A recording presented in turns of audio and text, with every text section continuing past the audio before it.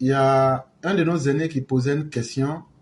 C'était une question qui était liée à l'islam. Mais bien avant ça, il y a des gens sur Facebook qui ont fait des commentaires, qui ont dit que mes explications sur l'islam ne leur plaisaient pas.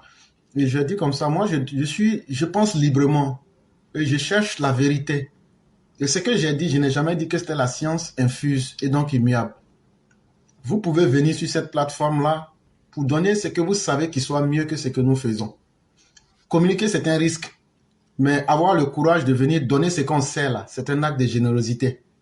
Maintenant, vous qui pensez que vous pensez contrairement, on peut venir ici, on met les thèmes et puis on expose.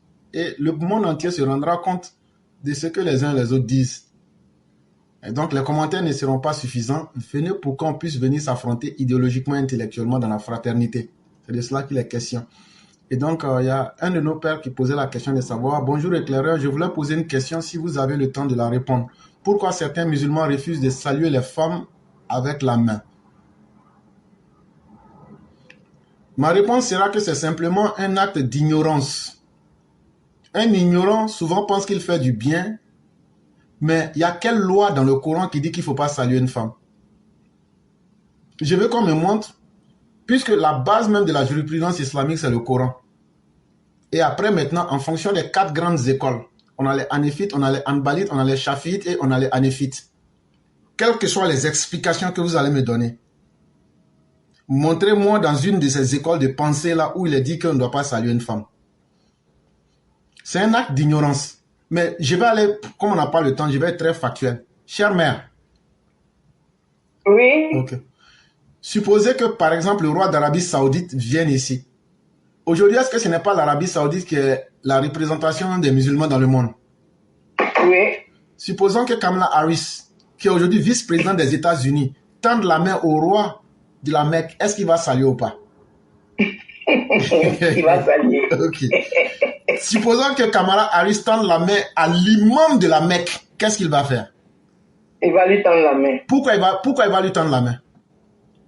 Ah, parce que il n'a pas le choix, l'éclaireur. Parce qu'il voit le pouvoir qui est derrière et il voit les conséquences qui sont derrière. Mais si c'est une pauvre femme, il va refuser. Et donc vous voyez que c'est un acte. Il n'y a pas d'honnêteté là-dedans. Parce que selon que la personne soit puissante ou en fonction des intérêts, ils vont tendre la main et de l'autre côté, ils ne vont pas tendre la main. Et c'est là que vous voyez que ce n'est pas sérieux. C'est simplement un acte d'ignorance. Est-ce que l'islam ne dit pas que les actes ne valent que par les intentions qui les inspirent? Ouais, c'est l'intention. Si l'intention, là, par l'acte que je vais poser, là, ça va apporter un plus à l'humanité, là, que ce soit une femme ou pas, ça n'a aucune importance. Et donc, vous voyez que lorsque les gens même fabriquent des lois par ignorance pour se les appliquer, après, ça les rattrape. Supposons maintenant, on n'a qu'à laisser ça, on va dire, mais ça, ce sont les grands. Est-ce que les musulmans ne cherchent pas de travail aussi? Ah, proprement. Si tu te vas trouver que celle qui doit faire ton interview, là, c'est une femme, tu fais comment? Elle t'a tendu la main. Elle est en train de te faire ton profil sociologique.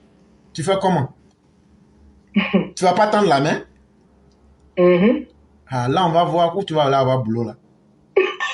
Donc, vous voyez que faut être un peu intelligent. C'est simplement de la fabulation et de l'imaginaire pour se donner un air de personne qui est trop puritaine. Non, c'est faux.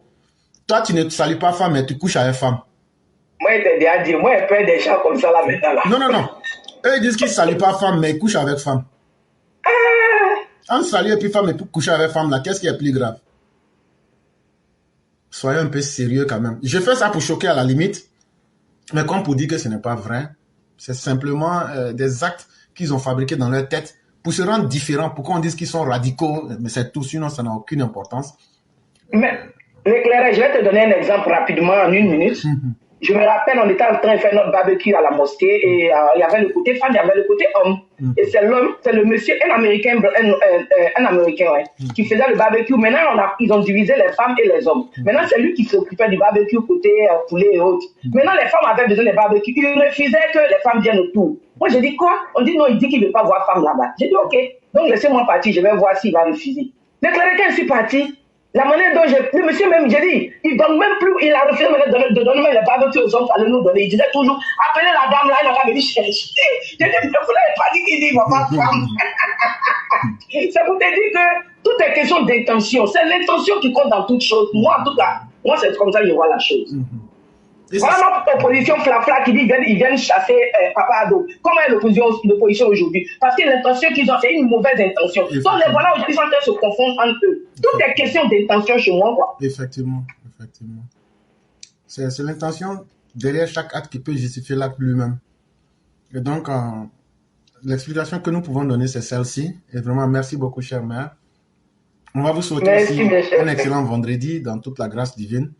Et qu'il nous protège et qu'il nous donne aussi tout ce que nous recherchons en termes de bien. Amen, ya Rabbi. Et bon Juma à tous, que Dieu nous couvre tous. Amen. Merci beaucoup. Merci.